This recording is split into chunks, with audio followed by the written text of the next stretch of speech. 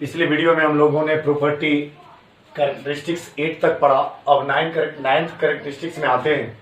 इस बार दो plane mirror एक दूसरे की परपेंडिकुलर है। अब एक लाइट रे इंसिडेंट कराते हैं। लाइट रे किसी भी एंगल से लाइट रे इंसिडेंट कराए और इंसिडेंट कराने के बाद वो रिफ्लेक्ट हुआ। जैसे ही रिफ्लेक्ट हुआ तो दूसरे मिरर के लिए वो फिर से इंसिडेंट हो गया और फिर से रिफ्लेक्शन होगा और रिफ्लेक्शन कुछ इस तरह से होगा। जब रिफ्लेक्शन होगा तो ये आपका रिफ्लेक्टेड रे और ये आपका इंसिडेंट रे दोनों आपस में पैरेलल हो जाएगा। कहानी का मतलब क्या है? When a ray incident on यानी when two plane mirrors are perpendicular, in this case incident ray becomes parallel to reflected ray. After reflection by both mirror, दोनों मिरर से रिफ्लेक्शन के बाद जो रिफ्लेक्टेड रे है वो इंसिडेंट रे के parallel हो जाएगा। इसको प्रूव भी किया जा सकता है कुछ इस तरह कि मानकर चलिए यदि यहां पर नॉर्मल ड्रॉ करें और यहां पर भी नॉर्मल ड्रॉ करें तो यहां जो एंगल बना इसको मानिए थीटा, तो ये भी हो जाएगा थीटा। लॉज ऑफ रिफ्लेक्शन के हिसाब से आई और आर इक्वल होता है और ये तो कंप्लीमेंट्री है उसका, तो कंप्लीमेंट है, तो इस हिसाब से इसको हम लिख सकते हैं 90 माइनस थीटा। अब ये राइट एंगल ट्रायंगल 90 है तो 90 माइनस थीटा ये हो जाएगा थीटा, फिर ये हो जाएगा 90 minus theta. Laws of reflection के हिसाब से ये भी हो जाएगा 90 माइनस थीटा।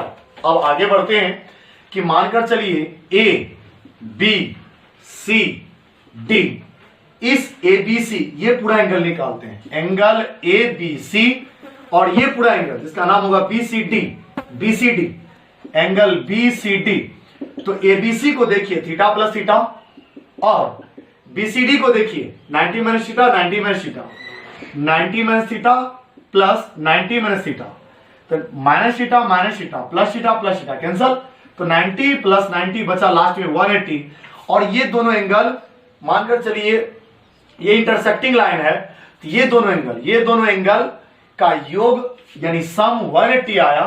तो चूंकि ये तो आपका इंटीरियर एंगल्स है एक ही साइड का, इसलिए AB पैरेलल DC, तो ये दोनों लाइन आपका पैरेलल हो गया। यहां पर पॉइंट लिखा हुआ भी है, आप लिख भी सकते हैं when two plane mirrors are perpendicular then reflected ray becomes parallel to incident रे।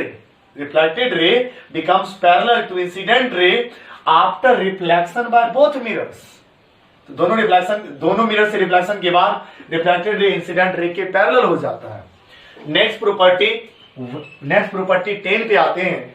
When an observer moves towards और away from the mirror with a velocity of v। कहने का मतलब है कि मानकर चलिए एक ऑब्जर्वर है और वो ऑब्जर्वर यहां पर एक ऑब्जर्वर बना देते हैं, वो ऑब्जर्वर v वेलोसिटी से वो मिरर की तरफ चलेगा। सबसे पहली बात, जब आप यहां ऑब्जर्वर बनाए हैं तो प्लेन मिरर है तो सेम डिस्टेंस पर इक्वल साइज का एक इमेज होगा। ये आपका ऑब्जेक्ट है, ये आपका इमेज है। तो कहने का मतलब है यदि ये v वेलोसिटी से चले, एक्चुअली में अगर देखा जाए तो इमेज भी प्लेन मिरर की तरफ v वेलोसिटी से चलेगा। ये v वेलोसिटी से उसके लिए होगा जो अगल बगल कोई ऑब्जर्वर, कोई ऐसा व्यक्ति है जो स्थिर से रेस्ट में है, उसके लिए v वेलोसिटी से। लेकिन ये खुद जो मिरर की तरफ चल रहा है v वेलोसिटी से, उसके लिए ये इमेज 2v वेलोसिटी से उसकी तरफ आता हुआ लगेगा। बिकॉज यहां पर आप रिलेटिव वेलोसिटी के बारे में सोच सकते हैं कि हम v वेलोसिटी से चलें, हम अपने इमेज को देखें तो v वेलोसिटी से आ रहा है तो v plus v total 2v हो जाता है। तो उसी के लिए जो चल रहा है। ठीक इसका उल्टा भी आप यदि ये कह सकते हैं कि ये ऑब्जर्वर इस बार v वेलोसिटी से अवे चल रहा है, मिरर से दूर जा रही है, तो ये ऑब्जेक्ट भी v वेलोसिटी से दूर ही जाएगी। लेकिन ये अगर खुद अपना इमेज को देखे v वेलोसिटी से इधर, तो ये आपका 2v से जाता हुआ नजर आएगा।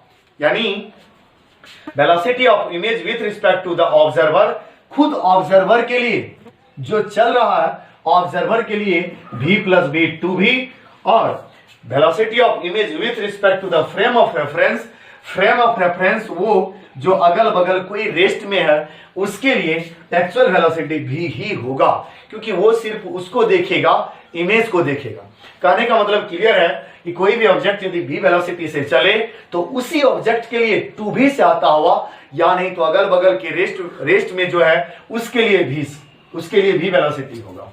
या अगर दूर जाए, this object moves away from the plane mirror with velocity v, and for this observer this velocity will also move away from the plane mirror with the velocity 2v, और कोई रेस्ट में है तो उसके लिए v होगा, खुद के लिए 2v होता है। और नेक्स्ट प्रॉपर्टी 11 और 12 प्रॉपर्टी अगले वीडियो में हम लोग पढ़ेंगे। फिलहाल के लिए थैंक यू, धन्यवाद, शुक्रिया।